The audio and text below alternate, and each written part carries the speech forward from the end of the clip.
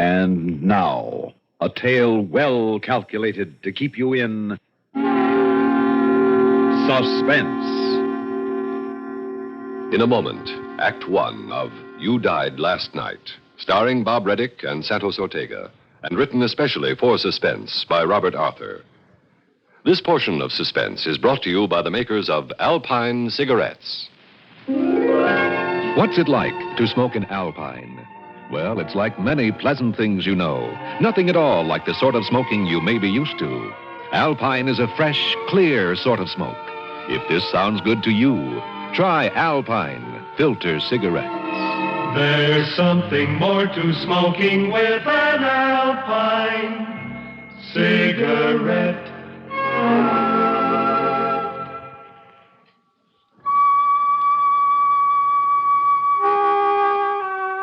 My name, Joe Prescott. Occupation, garage mechanic, age 34, unmarried, nobody ever heard of before. But I have a question for you. What happened to you last night? Now, don't answer, because whatever you say, you're wrong. All of you. You see, I know what happened last night, because I saw it happen. You and you and you and all of you. You died last night.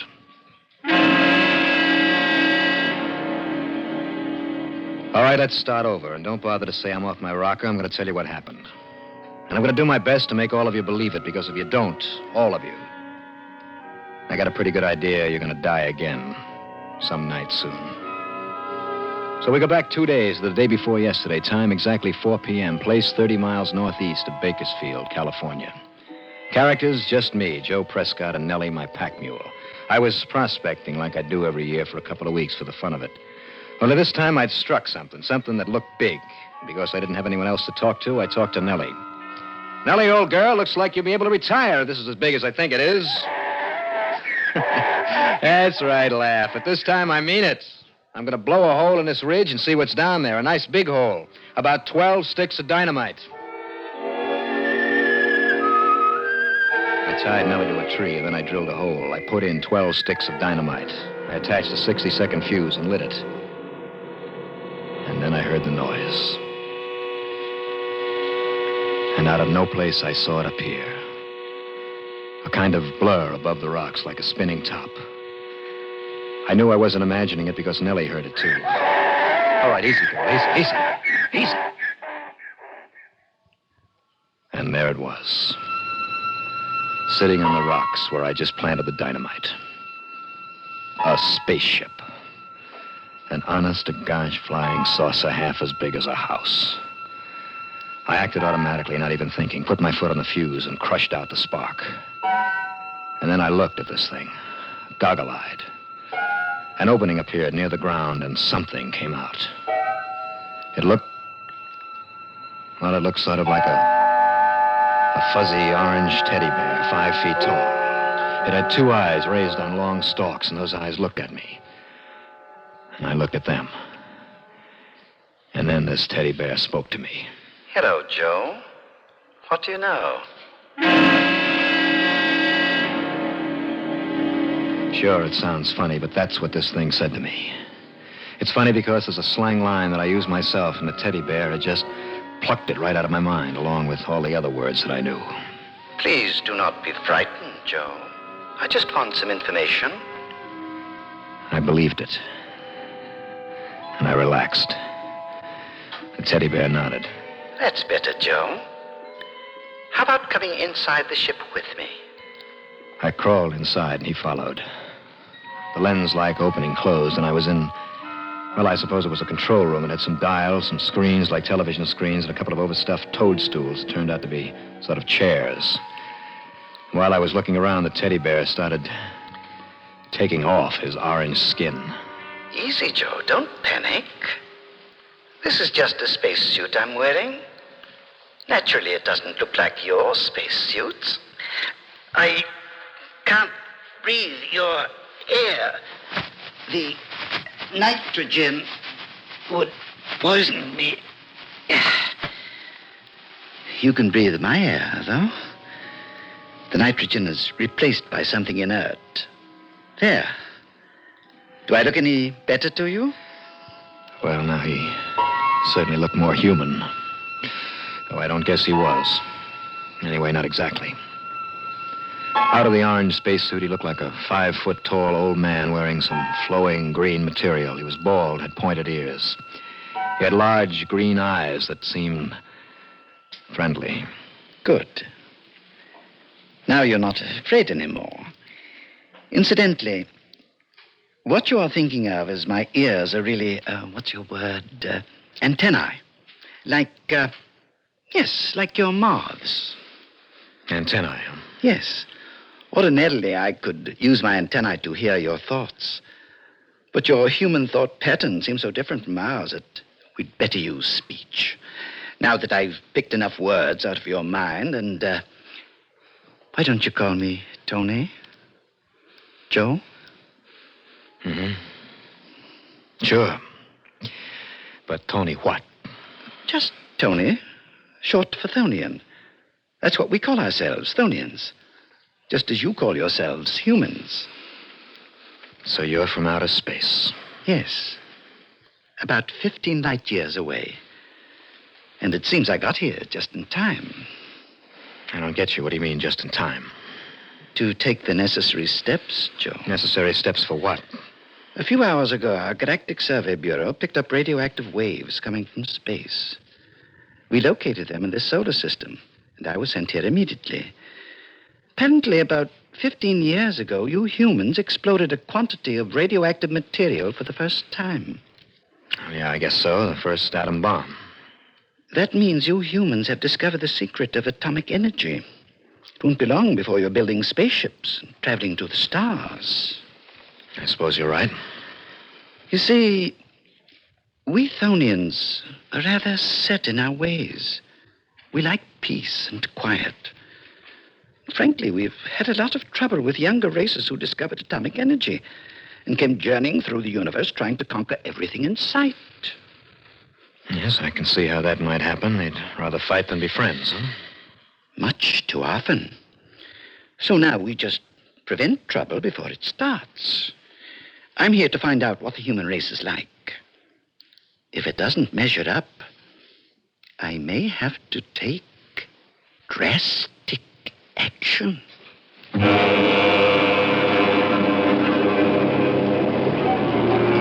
That's what he said. Drastic action. Meaning that if he didn't like our looks, he was going to destroy the human race before it could ever get dangerous to the Thonians. Now, Joe, you mustn't be upset. It may not come to that. I'm here to take corrective action, yes. But I can decide whether it will be mild, severe, or drastic. And what does mild mean? Oh, blow up all atomic energy installations. And what would drastic be? That would involve turning your world into a ball of flaming gas. That's nice. But it's hardly ever necessary. Oh, that's a consolation. So what is the other possibility? Severe measures. I'd say eradicate all large cities and towns. You mean wipe them out? Remove them from existence. And kill a few 100 million human beings? Oh, more than that. Reduce the population of the world to, say, 50 million people and let them rebuild. But believe me, Joe, it would be quick and painless. Oh, just like that, huh? Kill off most of the population and leave a few to rebuild? Really, it's not as bad as you think. You could think of it as, what's the word I want? Yes, as, pruning. You mean like fruit trees? Exactly. Sometimes races need pruning, too. And I'm afraid that from the Thonian viewpoint, the human race badly needs pruning. Yes, Joe. Rather badly.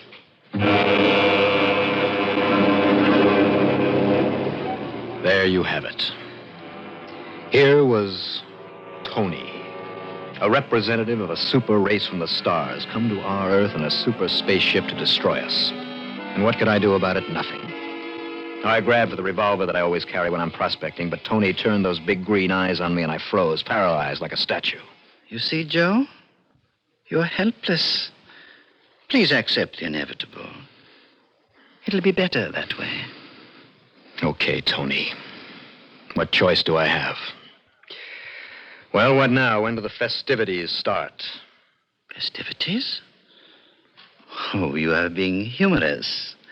You mean when do I begin corrective measures? That's right. I suppose you have ray guns, bombs, stuff like that to do your dirty work? Joe, if only you wouldn't use words like dirty work. If you could just think of it as a necessary and helpful pruning. Yes, well, I can't. Let's keep it on a high plane. Suppose I say preventive measures. Well, it does sound better, I must admit. Well, to answer your questions, I do have a store of bombs. Very small, but very efficient. I don't carry any armaments as such. My ship is very light and delicate. It's built for speed, not for fighting. But then, we Tholians haven't had to fight anyone for the last 1,000,000 years. Killed off the opposition before it got started, huh? I guess you could put it that way. Later, the other races we've dealt with have grown up to be mature and peaceable. So there are no wars, interplanetary or otherwise. I get the picture. I don't say I like it, but I get it. Splendid. I'm favorably impressed by your quickness, Joe. Perhaps the human race is better than I think. But now let's start out on our tour of inspection. Inspection? Of your Earth. I have to make it before I decide what preventive measures to take. Mild, severe, or drastic?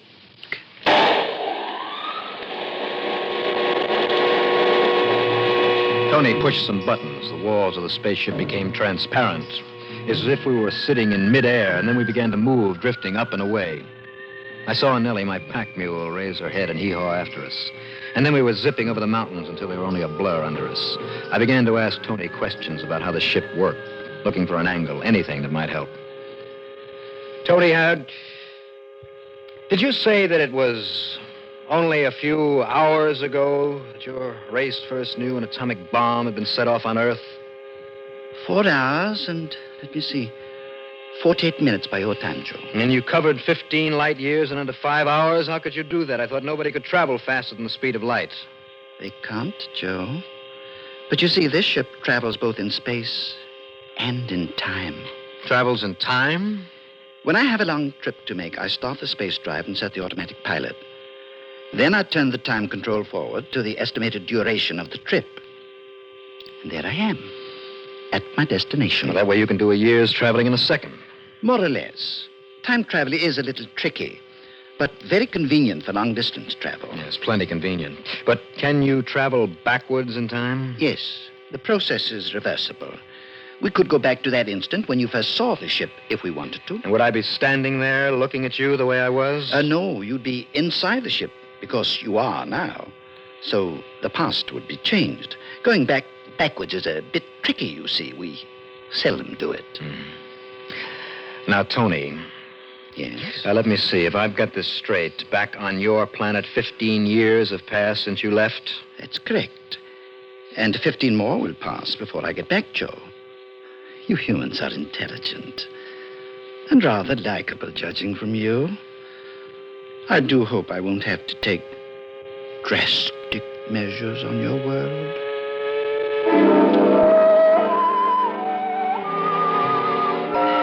Well, I learned something, but not much.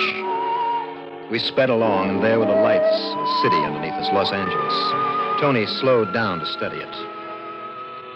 That's one of the cities I suppose you're going to have to blow up, isn't it, Tony? Oh, I do hope I won't have to, Joe. Perhaps it can be avoided. What is that over there? That's it looks like an amusement park. An amusement park?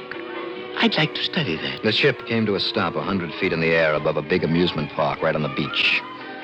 Apparently, we couldn't be seen, but we could see and hear everything down below perfectly. First, Tony seemed interested in the rifle range. And next, he swooped down over an open-air dance platform where a band was playing, while 100 couples danced. Well, Tony, there you are. Human beings enjoying themselves, having fun. Having fun. Yes, your race has still the capacity to enjoy itself. We Thonians are very serious, I'm afraid. You still think we're so bad, we humans? Joe, I never said you were bad. But you may be dangerous. It's my job to find out. Now let us see some more of your world. He pushed a button and the saucer leaped eastward across the continent. Beneath us, the mountains, the plains, the farmlands, forests, the lakes, and cities. Tony kept pushing buttons, and I asked him what he was doing. Why, Joe, I'm making a record. Sort of, what's your word? Yes, movie. A record of life on your world for our scientists to study. I thought you said it was up to you to make the decision whether or not, you were going to take action. Oh, it is. This record is in case I do take action. Then, 1,000 years from now, our scientists can study these records and see if the new world you build after I finish pruning, shall we say, is better than the old one.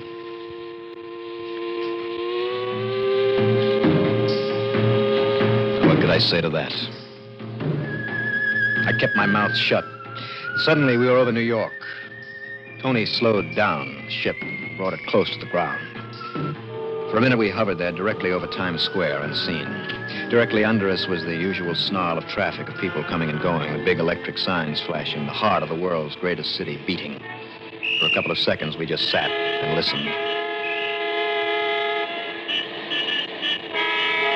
What energy your people have, Joe.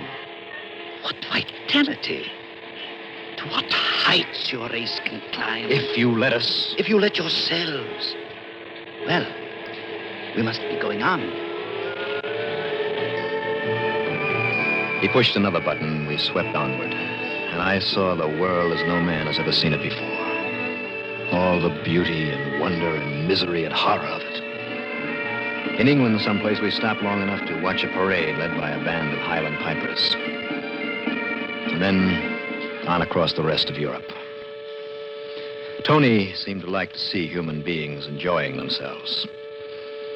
But we visited Berlin, too, and there we stopped a minute. We saw a man and a woman suddenly jump from a window in East Berlin over that wall that they've erected and run for safety in West Berlin. And we saw what happened. The man and woman fell and lay there where they fell. Tony pushed a button, and then we were sweeping over barren wasteland, and suddenly Tony pointed. Joe, look. See that? I looked, and hundreds of miles away, I saw a tremendous burst of light, followed by the most enormous mushroom-shaped cloud the world has ever known. Tony pushed a button, and suddenly we were thousands of miles out in space, looking down at the Earth spinning underneath us. Joe, that was an atomic explosion. A tremendous one. Yeah, I read the Russians were planning to set off another big one. I guess that about decides it, Joe. Right up to the end, I was hoping that mild corrective measures would be enough.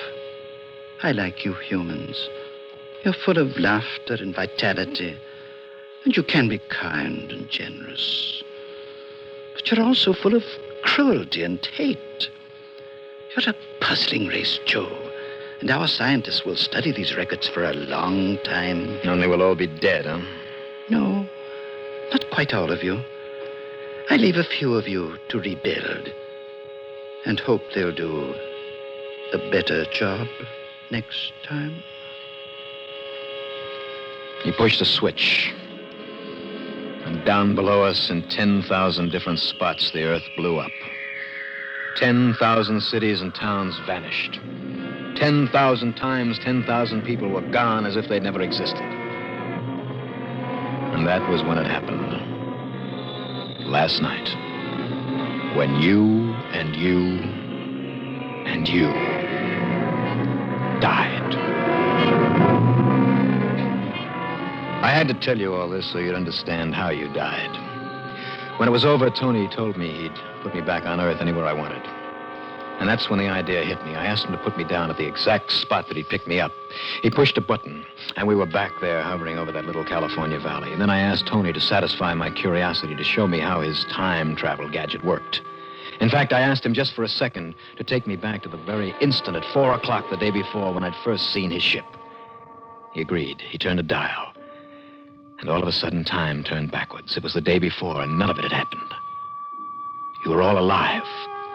The world was just as it had been. Everything was the same. Except one thing. The first time I had been outside the ship, and now I was inside. Everything else was exactly the same, including that 12 sticks of dynamite with the fuse sputtering. And now, the dynamite was going to go off because I wasn't outside to stamp out the fuse. And as we hovered there, it did.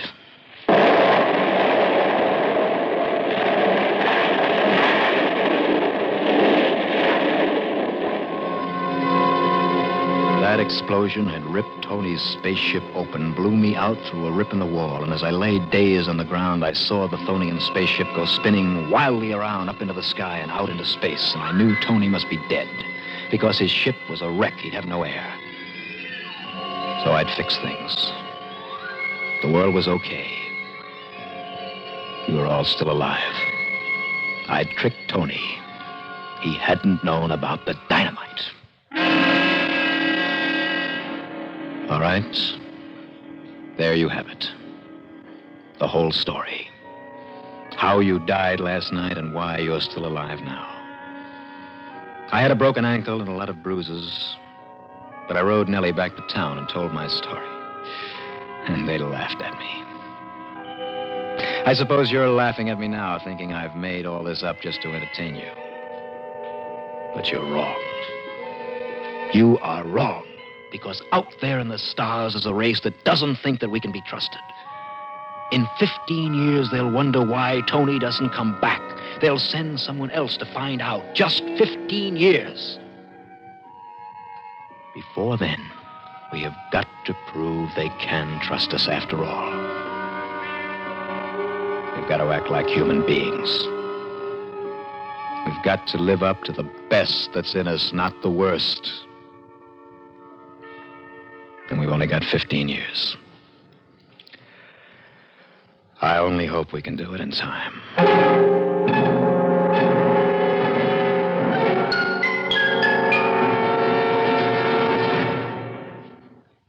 Suspense. You have been listening to You Died Last Night, starring Bob Reddick and Santos Ortega, and written especially for Suspense by Robert Arthur.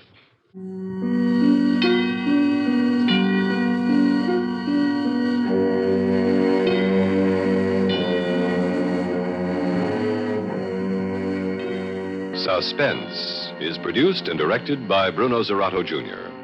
Music supervision by Ethel Huber. Sound patterns by Joseph Cabibbo. Listen again next week when we return with Let There Be Light, written by Irvin Lewis. Another tale well calculated to keep you in Suspense. They're the most. Bing Crosby and Rosemary Clooney weekdays on the CBS Radio Network. You've been listening to the OTR Gold Network. Find more classic radio at otrgold.com.